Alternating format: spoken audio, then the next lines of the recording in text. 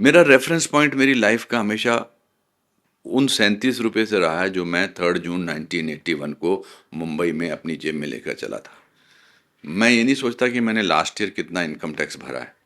मैं ये सोचता हूँ कि मैं आज से 44 साल पहले इस शहर में 37 रुपये लेकर आया था।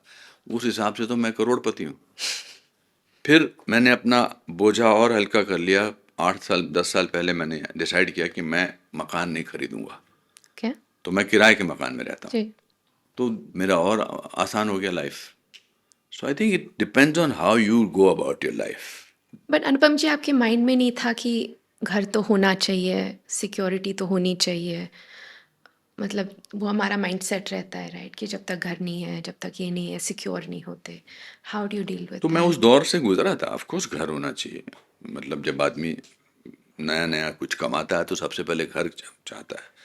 तो मैंने घर लिया था। फिर हमने वो किरण ने कहा कि ये घर जो है हमें थोड़ा बड़ा घर लेना चाहिए, या ये घर ठीक नहीं है, तो हमने वो घर we sold it to Alia Alia Bhatt.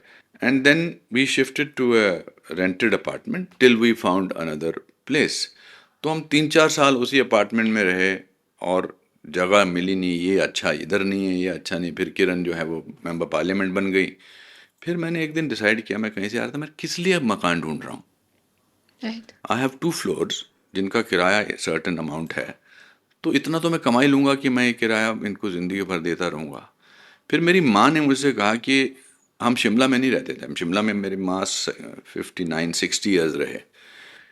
आज से कुछ 8 साल पहले मैंने उनसे पूछा कि अब तो आपकी ऐश है, आपका बेटा अच्छा कर रहा है, दूसरा बेटा भी अच्छा कर रहा है, अब बोलिए क्या मांगते हैं। तो मुझे लगा पता नहीं क्या बोलेंगे छोटा। शी सेड टू मी, मुझे शिमला में घर लेना है। मैंने कहा हम तो वहाँ रहते नहीं। कहती नहीं, मैं पूरी ज़िंदगी वहाँ किराए के मकान में रही हूँ, मैं उस जगह पर मालकिन बन के रहना चाहती हूँ सिम्बॉलिकली। जी।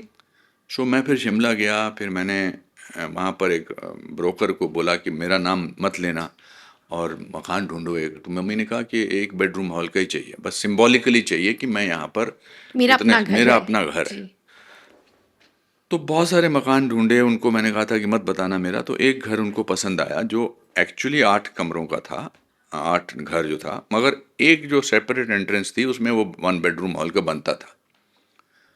तो वो मुझे फेस टाइम पे दिखा रहा था। तो आई सेड मैं मॉम के लिए पहली बार घर ले रहा हूँ, तो मैं 1 बेडरूम का क्यों लूँ। तो मैंने कहा वो 8 कमरों का कितना वाह। कितना है।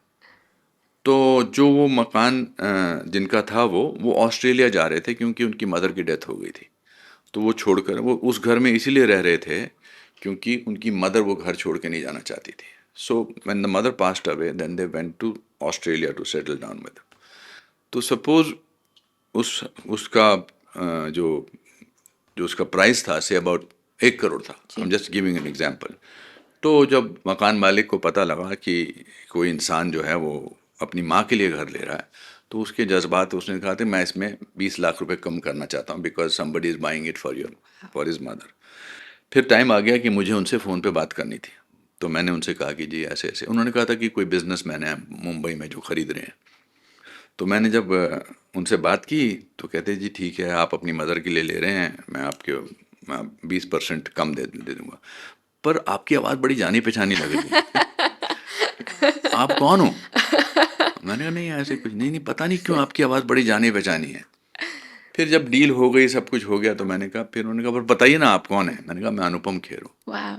तो उन्होंने कहा अरे मैं तो आपका बहुत बड़ा फ़ैन हूँ, मैं आपको 20% और कम करता हूँ।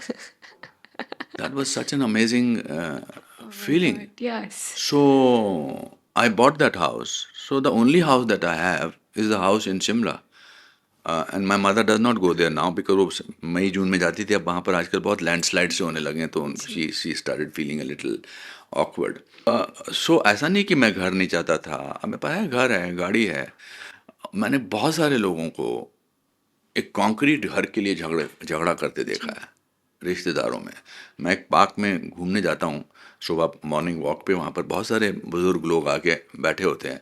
एंड मैं कभी कभी उनकी कहानी सुनता हूँ तो मुझे बहुत दुख होता है कि बेटे जो हैं और बेटियां जो हैं वो वेट कर रहे हैं कि कब इनकी मृत्यु हो और कब कब हम इसको हथिया लें। तो मुझे लगा कि प्रैक्टिकल चीज़ इसकी बेस्ट ये है कि you put your money into the bank, don't buy things, and whenever the time comes you can distribute the money that easily.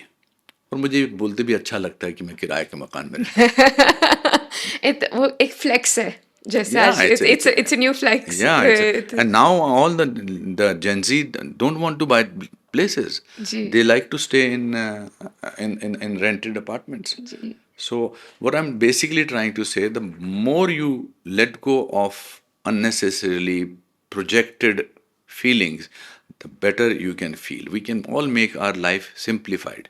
जी पर ये ऑडली ये ज़िंदगी को सीखने से ही आता है, ज़िंदगी गुजारने के बाद ही आता है.